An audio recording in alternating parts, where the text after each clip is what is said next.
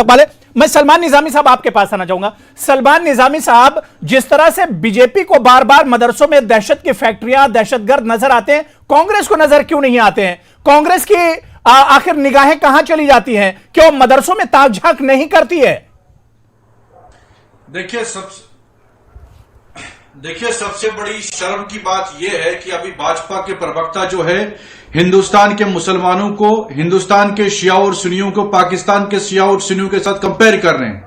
बहुत अफसोस की बात है। ये पाकिस्तान के प्रवक्ता बैठ के यहां बोल रहे हैं कि शियाओं के साथ ऐसा हो रहा है, वैसा हो रहा है। इनको मैं बोलूं कि वहां जो हो रहा है वो उनका लेना देना है। हमारे हिंदुस्तान में शिया और सुन्नी एक हैं। कोई भी ऐसा हादसा आपको नहीं मिलेगा जो आपस में कोई रंजिश या किसी का कत्ल हो रहा हो। यही हमारे देश की खूबसूरती है और पाकिस्तान के साथ हमारे मुसलमानों को ना जोड़ा जाए। दूसरी बात, अगर आप कहते हैं कि दहशतगर्द जो है मदरसाओं से जो है बन रहे हैं, आप मुझे बताइए, बिहार का शाहिद खान है, उसने आईएएस क्वालिफाई किया, वो भी तो मदरसा से आया है।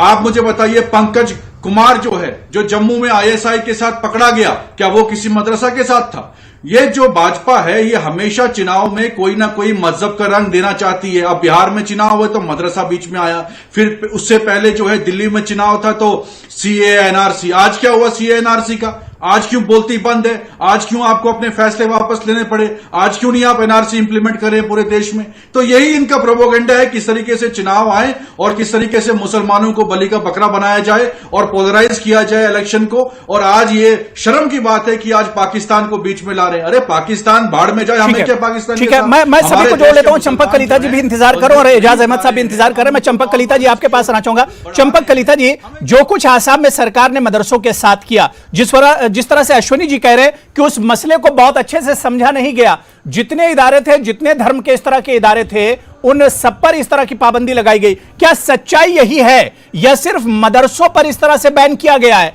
सच्चाई क्या है चंपक कलिता जी?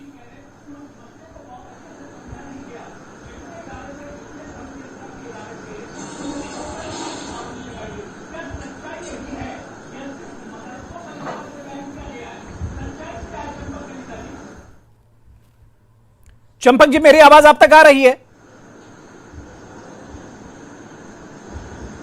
ठीक है, मैं एजाज अहमद साहब आपके पास आना चाहूंगा। एजाज साहब, जो कि Islamic madrasa modernization teachers association of India से जुड़े हुए हैं। एजाज अहमद साहब, बार बार इस तरह की बातें मदारिस को लेकर की जाती है और खासतौर से जब मुल्क में कहीं इंतखाबात हों उस वक्त इस तरह की बात होती है। आसाम में जो कुछ हुआ, चलिए ठीक है, वो अपनी जगह, लेकिन जिस तरह से बयान उषा ठाकुर का मध्य प्रदेश में आता है कि मदरसों में क्या क्या कुछ नहीं होता है, इसी तरह से महाराष्ट्र में बीजेपी के एमएलए अतुल का बयान आता है मदारिस को लेकर। उन्होंने उद्धव ठाकरे से कहा कि मदारिस को बंद किया जाए। ये आपकी नजर में वाकई में इसके पीछे कोई सच्चाई, कोई हकीकत है या इस पर सिर्फ सियासत की जाती है? अरशद साहब, एजाज अहमद साहब। देखिए, सरकार ने मदरसे बनाए नहीं है तो सरकार मदरसा बंद कैसे करेगा? मदरसे हमारी कम्युनिटी अपने चंदे से बनाई है। दूसरी बात यह है कि पूरे भारत में 50,000 मान्यता प्राप्त मदरसे है, जिसमें से सिर्फ 4% मदरसे ऐसे हैं जिनको सरकारी सहायता मिल रही है। सिर्फ 4%? सरकार ने सरकार ने जो है एनसीईआरटी सिलेबस 3 साल पहले ही लगा दिया है मदरसों में। तो क्या एनसीईआरटी सिलेबस धार्मिक शिक्षा है? दूसरी बात मैं बताना चाहता हूं कि पूरे भारत में 50,000 मदरसा आधुनिकीकरण टीचर काम करते हैं। जो योजना माननीय अटल बिहारी वाजपेयी जी के समय माननीय मुरली मनोहर जोशी जी ने चलाया था, बीजेपी ने खुद इसी स्कीम को चलाया था, मदरसों में आधुनिकीकरण शिक्षा देने की।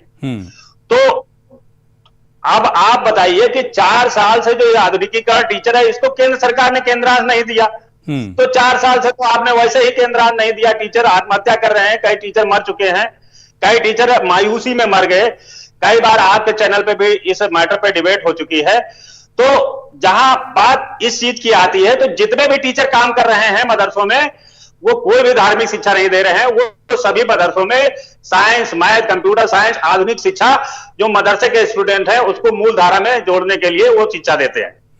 तो अगर सरकार ये कहे कि धार्मिक शिक्षा चल रही थी मदरसों को, हम उसको बंद कर रहे हैं, तो ये तो झूठ बात है, क्योंकि धार्मिक शिक्षा चल ही नहीं रही थी। मदरसों में जो टीचर सरकार ने रखे हैं वो टीचर मॉडर्नाइजेशन सब्जेक्ट को पढ़ा रहे हैं। तो अगर सरकार ऐसा कर रही है तो सरकार देश में आधुनिक शिक्षा को बंद करना चाह रही है।